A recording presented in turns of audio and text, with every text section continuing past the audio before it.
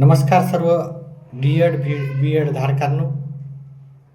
मी संतोष बोड्डेवर आपलं स्वागत करत आहे विद्या कोचिंग क्लासेसमध्ये.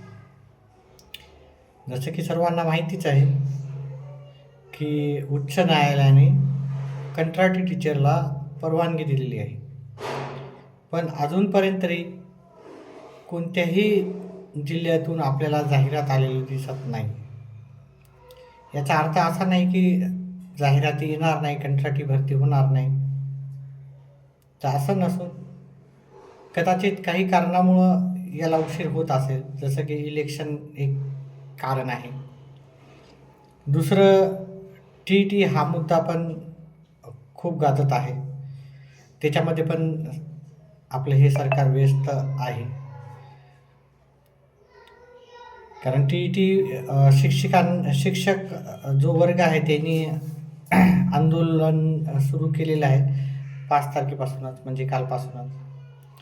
ही एक्झाम जी अनिवार्य केलेली आहे त्या विरोधात. त्यामुळे काही थोडासा उशीर होत असेल, परंतु काही दिवसातच ही कंत्राटी भरती सुरू होणार आहे. याच्यात काही प्रश्न असे होते की वयोमर्यादा काय आहे, भरपूर जणांनी कमेंट बॉक्समध्ये विचारलं होतं.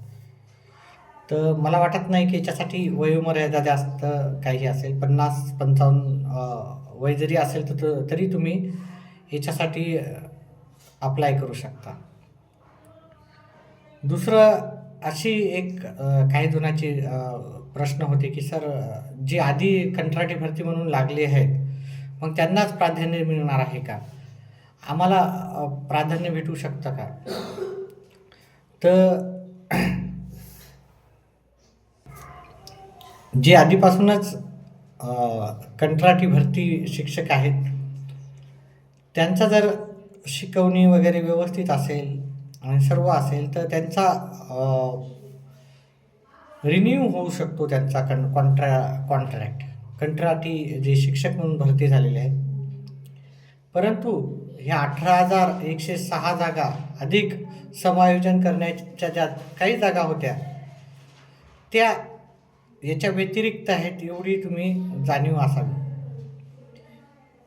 त्यानंतर अजूनही भरपूर जागा काय होत आहेत, आपल्याला रिकाम्या होत आहे. म्हणजेच आपल्याला जवळजवळ 20-22 हजार जागा, 22-23 हजार जागा राहणारच आहेत तुम्हाला कंत्राटी भरतीसाठी. त्याच्यामुळे याची चिंता करायची काही कारण नाही. भरपूर प्रमाणात ही कंत्राटी भरती होणार आहे.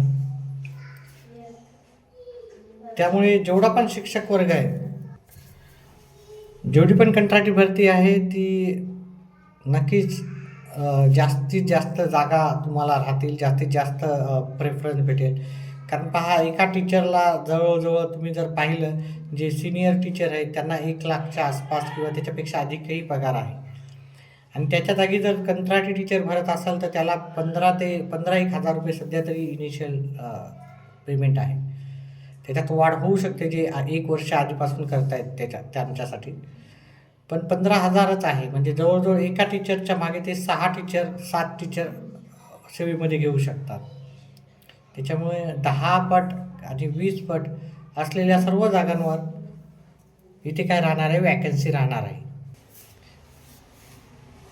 त्यामुळे जाहिरात येत नाही किंवा तर आपली कंत्राटी भरती होणार नाही का, याच्या जाहिराती येणार नाही का, हा प्रश्न विचारातून काढून टाका. कंत्राटी भरती होणार आहे. लवकरात लवकर जाहिराती यायला सुरुवात होतील. काही कारणामुळे जे व्यत्यय आला तो पण निघून जाईल आणि नंतर कंत्राटी भरती सुरू नक्कीच होईल. तर त्याच्यामुळे याच्या संबंधित जर तुम्हाला जे पण डॉक्युमेंट सांगितल्या जातील, जसं की स्थानिक पातळीवरील शिक्षकांना इथे जास्त प्रेफरन्स दिला जाईल. त्याच्यामुळं तुमचं रहिवासी प्रमाणपत्र एक तुमच्याजवळ नेहमी असू द्या. झेरॉक्स काढून ठेवा, तुमच्या मार्कशीटच्या व्यवस्थित झेरॉक्स काढून ठेवा. ज्या मार्कशीट लागतील तुम्हाला, 10वी-12वी D.Edची मार्कशीट लागेल.